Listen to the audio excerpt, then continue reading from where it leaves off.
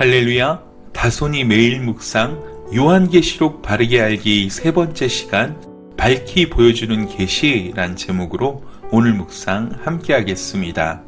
요한계시록 1장 1절입니다. 예수 그리스도의 계시라. 이는 하나님이 그에게 주사 반드시 속히 일어날 일들을 그 종들에게 보이시려고 그의 천사를 그 종 요한에게 보내어 알게 하신 것이라. 아멘. 우리가 어제 함께 살펴보았던 요한계시록의 배경을 염두에 두시면서 요한계시록이 또한 어떠한 책인지 어떠한 형태로 되어 있는지 함께 살펴보도록 하겠습니다. 요한계시록은 세 가지 형식으로 되어 있는 책인데요. 오늘은 그 첫 번째 형식에 대해 살펴보겠습니다. 1절을 보면 예수 그리스도의 계시란 말로 시작합니다. 이 말은 구약의 묵시라는 말과 병행되는 의미입니다. 그렇지만 요한계시록은 구약의 묵시문학과는 다릅니다. 요한계시록은 숨기기 위해 기록된 책이 아니라 밝히 보여주기 위해서 기록된 책이기 때문입니다. 여기서 계시라는 말은 헬라어로 아포칼리십스입니다.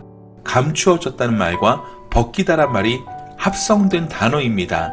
그래서 요한계시록의 계시는 애초부터 감추는 것이 목적이 아니라 밝히 보여주는 것이 목적인 책입니다. 누구에게요? 바로 초대교회 성도들에게입니다. 1절을 자세히 보시면 이 계시의 전달 경로가 보입니다.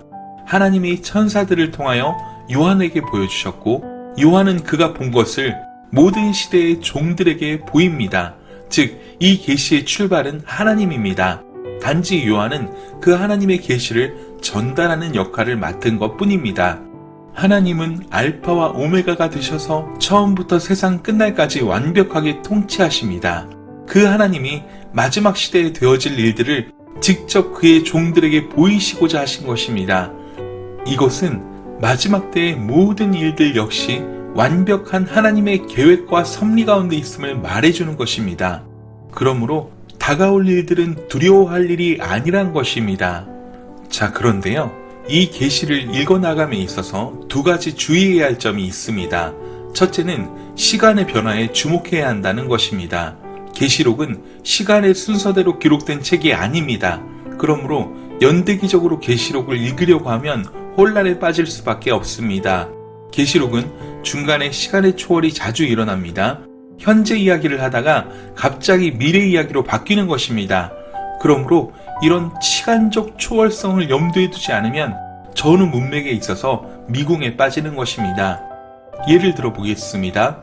계시록 12장 5절에서 7절은 대표적인 시간적 초월이 나타나는 장입니다. 5절에서 6절은 예수 그리스도의 탄생과 교회 이야기입니다. 그러나 7절은 사단과 그의 사자들이 미가엘과 그의 사자들 간에 하늘에서 전쟁이 일어난다는 이야기입니다. 그러므로 계시록을 읽을 때 시간의 변화에 신경을 써야 합니다.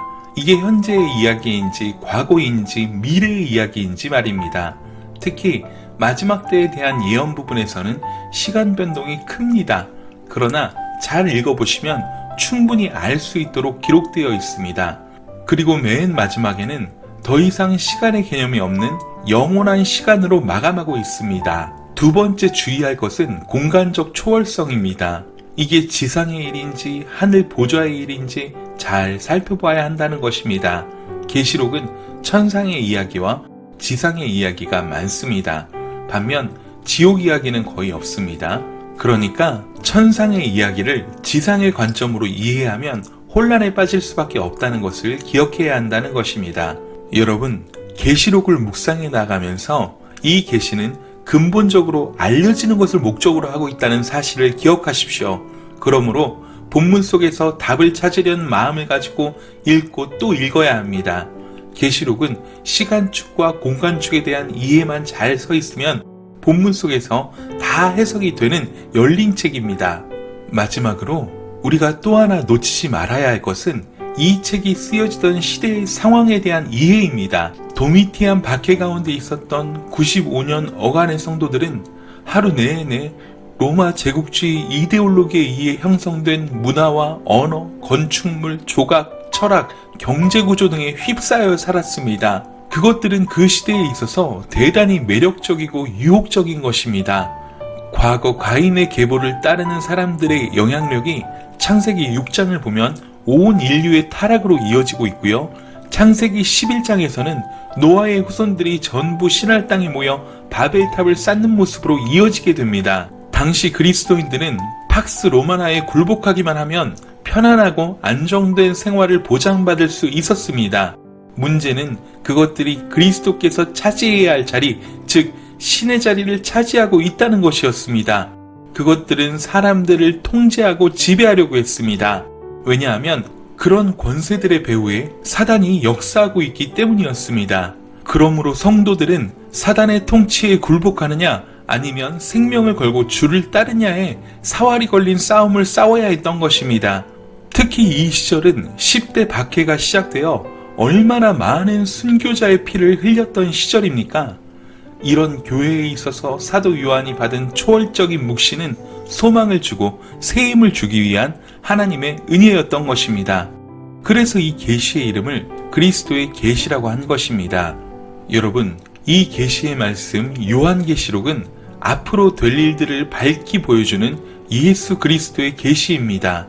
우리 그리스도인들은 사실 미래를 이미 알고 있는 사람들입니다. 인생의 법과식을 말씀을 통해 깨달아 알고 있는 사람들입니다. 그러하기에 이미 승리를 거머쥔 사람들입니다. 자, 그런데요, 무엇이 우리를 무너지게 하는 것입니까?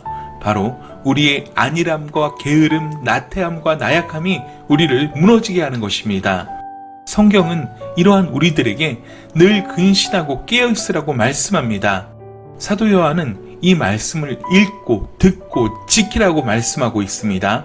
우리가 해야 할 일은 이제 이 계시의 말씀을 가까이 하며 깨어 있어야 하는 것입니다.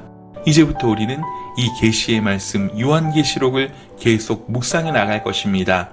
지금까지 안일하게 지내왔다면 다시 한번 마음의 끈을 동이고 새롭게 시작하시길 간절히 소망합니다. 오늘 하루도 주님 안에서 승리하세요. 사랑하고 축복합니다.